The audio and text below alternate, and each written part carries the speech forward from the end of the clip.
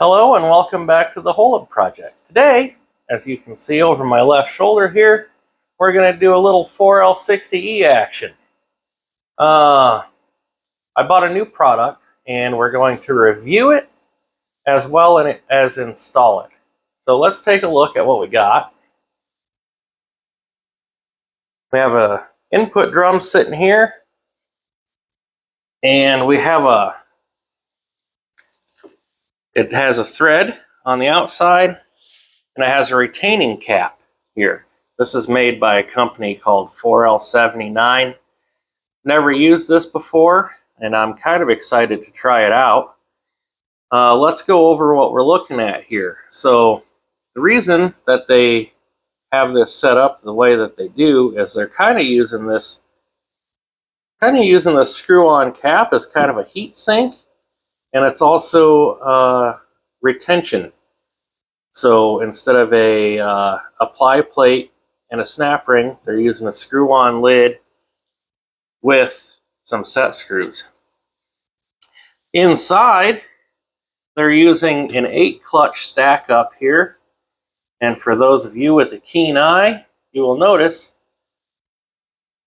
that's quite a bit bigger of a clutch than what we're used to seeing in 3rd and 4th gear. So let's do a comparison. I have a stock 4L60E clutch sitting out here, which is right here, and we're going to go over them side by side. So let's take a peek under the petticoat here, and we've got for 4L60E, we're looking at 390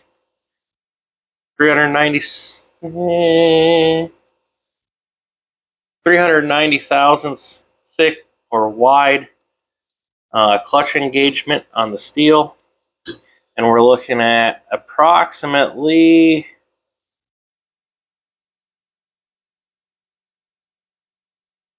356 thousandths on the clutch material. Okay, so we'll remember that, 356. And then we're going to move over here to this stack. We're showing about 475 wide on the steel.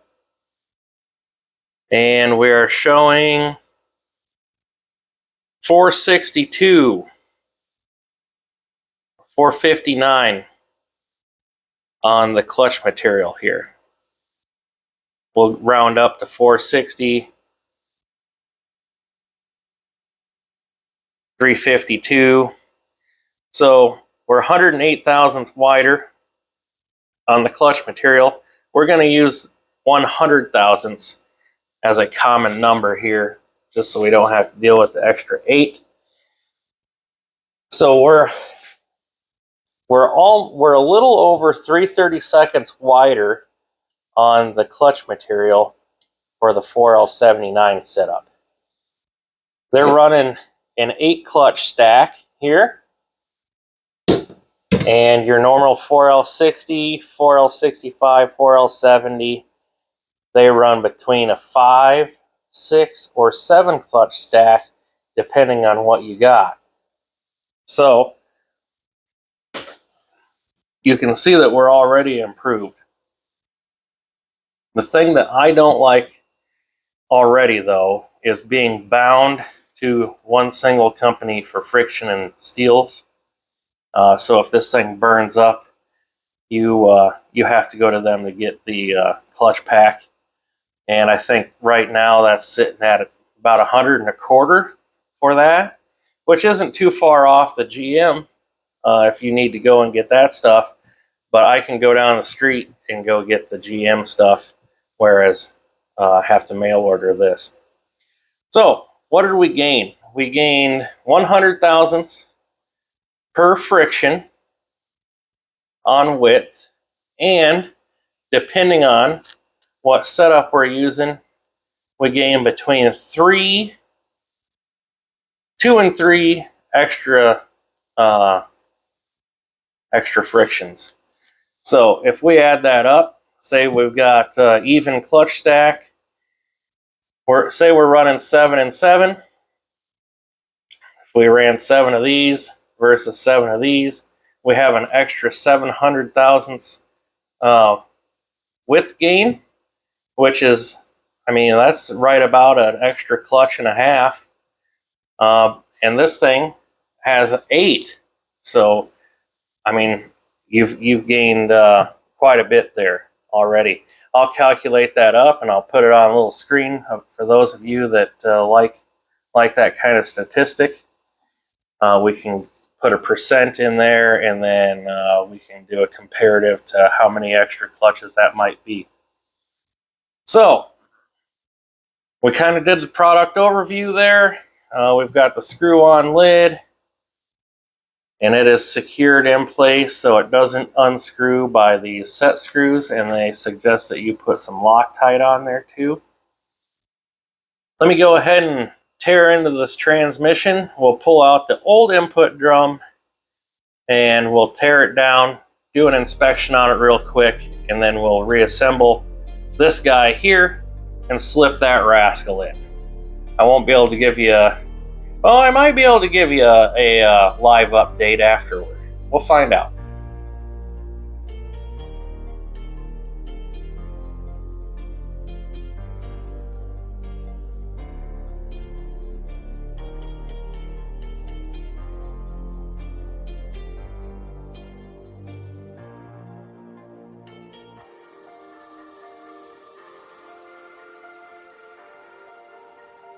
All right, so there we go.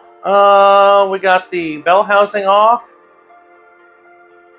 See a lot of people fooling around trying to pull the valve body off to, you know, get the input drum out. And really, to be honest, pull back on that input drum shaft and then take your screwdriver and pop the band off the lug.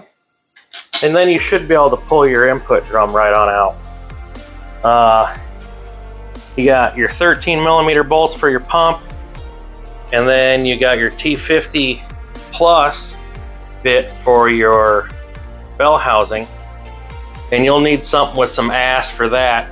Either that or you end up having to heat the case at each one of the bolt holes if you're going to do it with a breaker bar. That's just waiting for something to happen, because you strip out one of the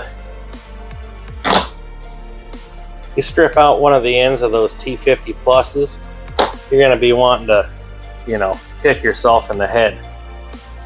So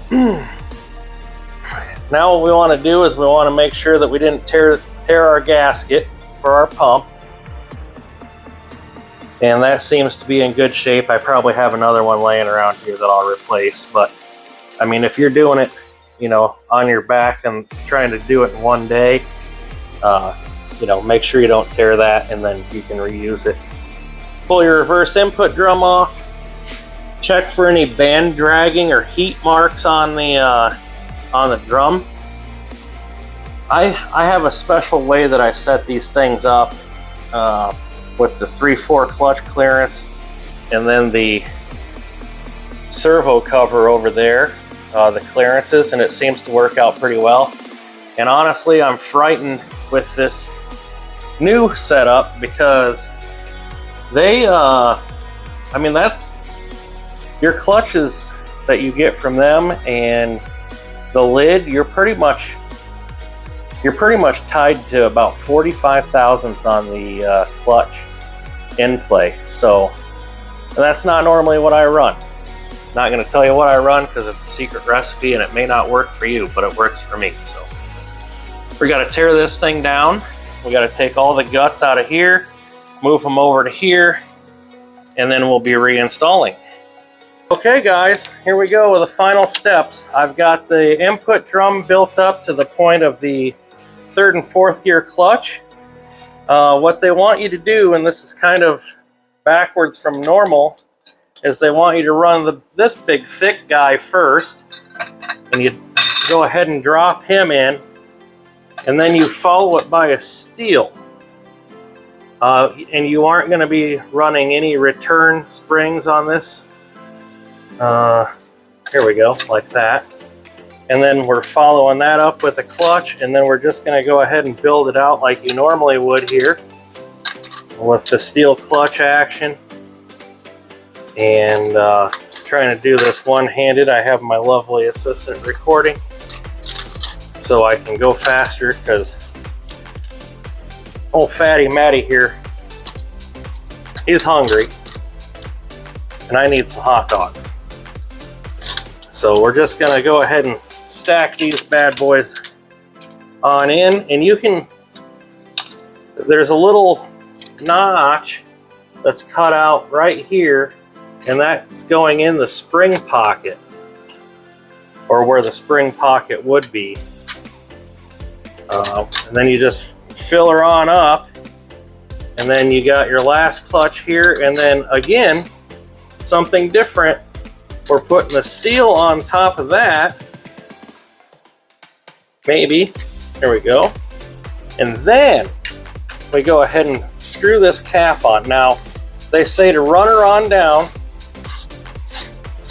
And this is a really fine thread apparatus, so make sure that you get what your thread started correctly. Because if you don't, we all know what fine threads do to people's lives. So then you screw her on down, and then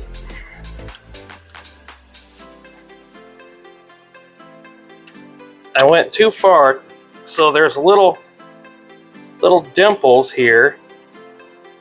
I don't know if we can see them though. Can we kind of see them in there?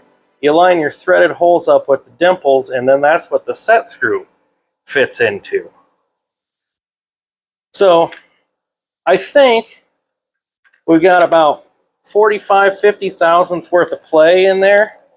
And we're going to put some blue Loctite on these set screws, and we're going to run them on in. They give directions to, oh shoot, I don't remember. It's just a few inch pounds. It's just like 6-7 foot-pounds of I think it's less than that, honestly. But that's the idea of this kit. We're going to check our clearance even though we can't adjust it. Got all of our clutches smartly aligned here for easier installation. Like I said, we're going to put some Loctite on our set screws and run them on down.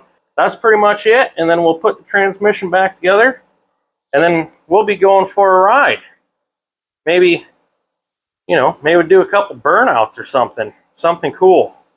So anyway, that's that in a nutshell, and I'll catch you here when we're all back together.